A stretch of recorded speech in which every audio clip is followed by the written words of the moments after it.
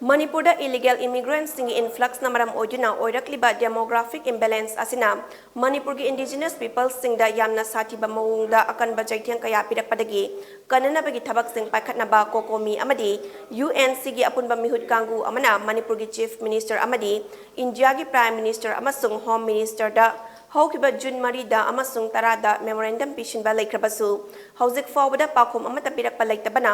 lakliba July gi kunmanga dagi famba haugodariba Manipur Legislative Assembly gi Meefam Da House ki members singna Manipur State Population Commission ama Lingnaba Warep Louduna Athuba Matamda soidina thabak oina pangthoksi haina Coordinating Committee on Manipur Integrity COCOMI amadi United Naga Council UNC na ngasi thadorapa cherol amana KHANGHALLAKLI